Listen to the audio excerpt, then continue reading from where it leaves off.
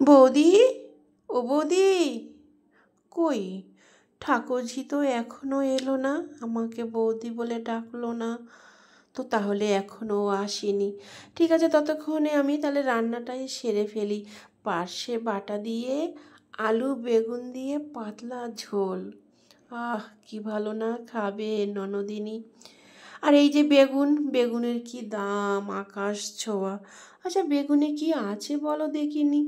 যাকগে, সবজির যখন দাম বেড়ে যায় তখন খেতেও ভালো লাগে। আর এই মাছ, একটু আটা ময়দা কিছু একটু ফেলে নুন হলুদ লঙ্কা দিয়ে ভালো করে টান টান করে ভেজে নেব, যাতে করে ঝোলে পড়লেও খেতে যেন সুন্দর লাগে, একটু ঝাল ঝাল নুন নুন।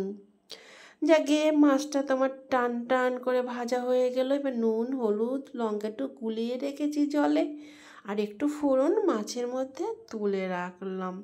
এবারে ওই গোলানো মশলাটা দিয়ে ভাপিয়ে রাখা আলু দিয়ে একটু নাড়াচাড়া করে দিয়ে দেবো বেগুন। আর বেগুনের কি দাম, বাপরে বাপ।